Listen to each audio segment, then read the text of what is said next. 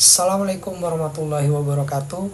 Pada kesempatan kali ini, saya Dimas Satria Aji Saka dan dua teman saya, yang pertama Aida Magufiro dan yang kedua Sawalina Eka Putri, di mana akan mempresentasikan hasil kelompok kami mengenai analisis perbandingan rasio solvabilitas DAR dan DER pada perusahaan PT Kimia Farma atau KAEF dan PT Kalbe Farma atau KLBF pada periode 2021 hingga periode 2023. Sebelum itu, saya akan membacakan latar belakang kedua perusahaan tersebut. Kimia Farma merupakan perusahaan di industri farmasi pertama yang ada di Indonesia. Perusahaan ini didirikan oleh pemerintah Hindia Belanda pada tahun 1817. Nama awal dari perusahaan ini adalah NF Chemichelin Handel Redcam atau CEO. Perusahaan mengalami perubahan nama beberapa kali yang pada akhirnya berubah menjadi PT Kimia Farma Tbk per tanggal 28 Februari 2020. Kalbe Farma merupakan perusahaan publik produk kesehatan terbesar di Asia Tenggara yang didirikan sejak tahun 1966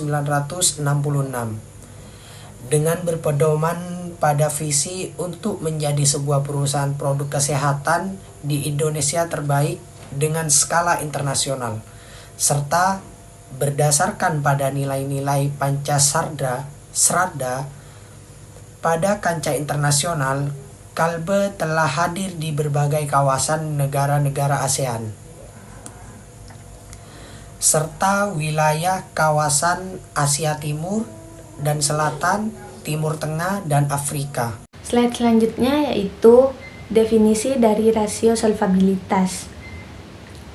Rasio solvabilitas yaitu rasio yang digunakan untuk mengukur sejauh mana aktiva perusahaan dibiayai dengan hutang. Artinya, berapa besar beban hutang yang ditanggung perusahaan dibandingkan dengan aktivanya. Rasio solvabilitas yang umum digunakan yaitu yang pertama, debt to asset ratio atau DAR, yaitu rasio utang yang digunakan untuk mengukur perbandingan antara total utang dengan total aktiva. Rumusnya, DAR sama dengan total utang dibagi total aset kemudian dikali 100%. Yang kedua, debt to equity ratio atau DER, yaitu rasio yang digunakan dalam menilai utang dengan ekuitas. Rumusnya, DER sama dengan total utang dibagi ekuitas kemudian dikali 100%. Jadi, kedua rasio ini digunakan untuk melihat seberapa besar keuntungan perusahaan terhadap utang dalam membiayai aset dan ekuitasnya. Selanjutnya kita masuk ke pembahasan perbandingan analisis rasio solvabilitas DAR dan DER pada perusahaan Kimia Farma dan Kalbe pada periode 2021 hingga 2023. Data yang tertera pada gambar ini merupakan data dari perusahaan Kalbe. Data ini ditulis dalam bentuk jutaan. Dapat dilihat pada periode 2021 ini, total liabilitasnya sebesar Rp4.400.757. Total asetnya sebesar Rp25.666.635 dan total ekuitasnya sebesar Rp21.265.878.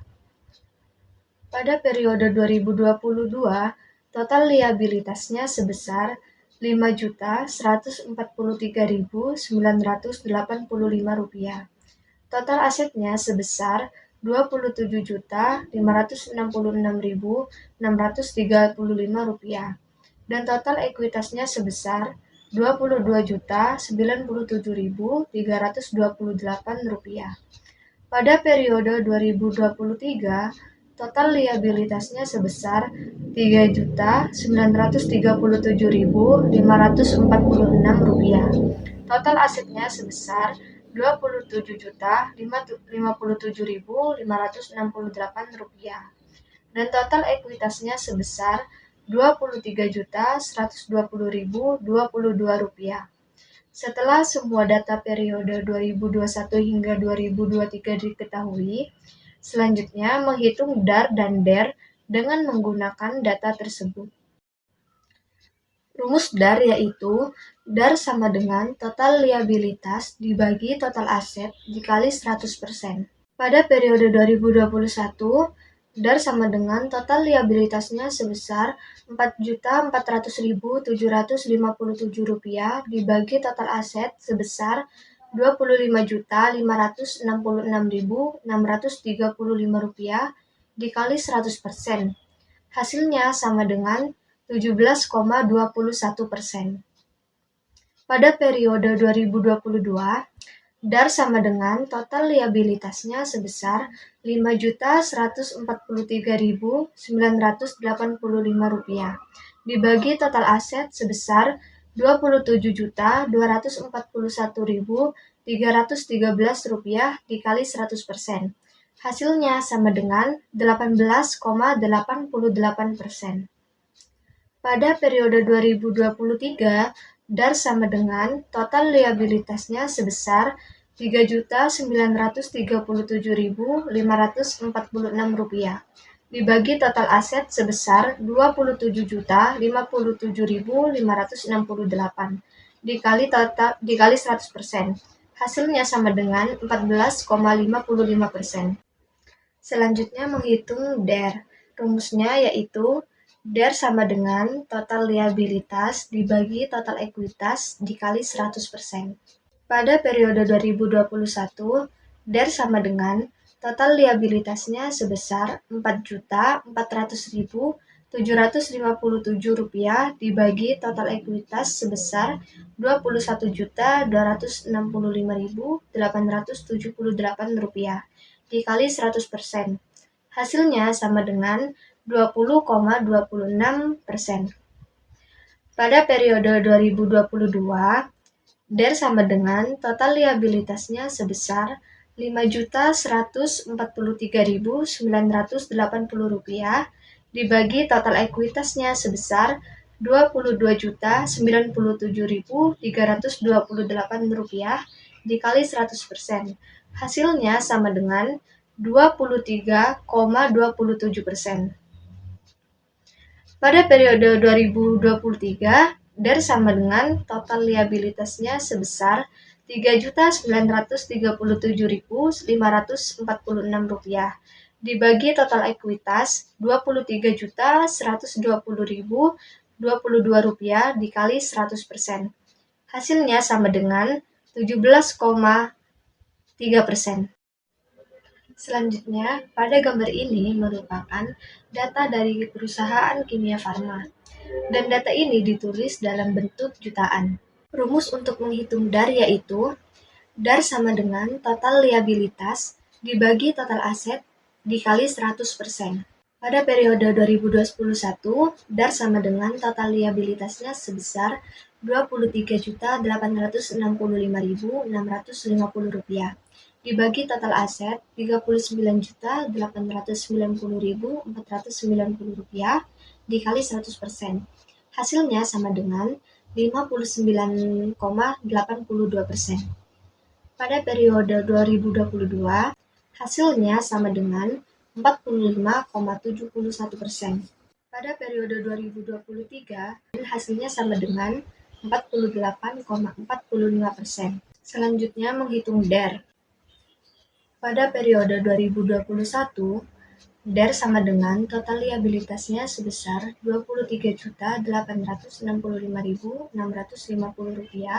dibagi total ekuitas Rp16.024.840 dikali 100%.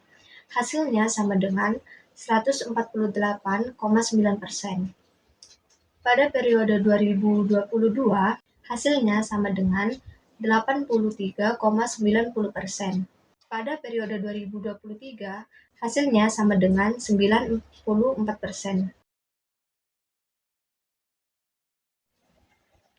Slide selanjutnya, perbandingan perusahaan manakah yang lebih baik keuangannya antara perusahaan Kimia Farma dan Kalbe.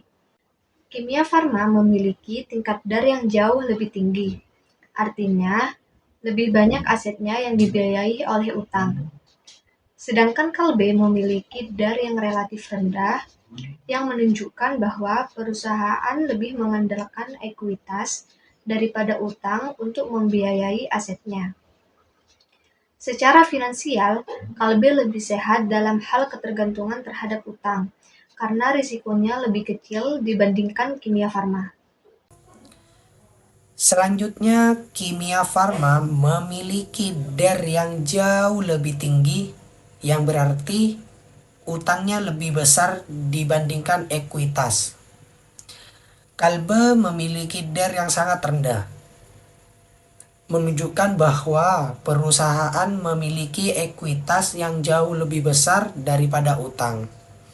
Secara finansial, Kalbe jauh lebih sehat dibandingkan Kimia Farma dalam hal struktur modal karena memiliki tingkat utang yang lebih rendah sehingga lebih stabil dalam jangka panjang.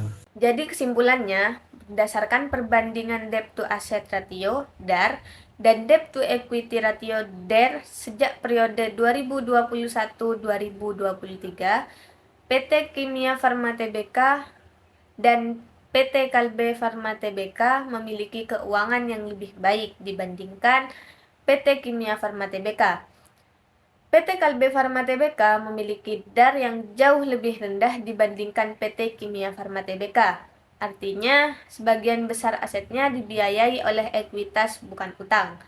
PT Kimia Farma memiliki DAR yang lebih tinggi menunjukkan ketergantungan besar pada utang untuk operasionalnya. PT Kalbe Farma memiliki DAR yang sangat rendah, kurang dari 25%, menunjukkan bahwa utangnya sangat kecil dibandingkan ekuitasnya.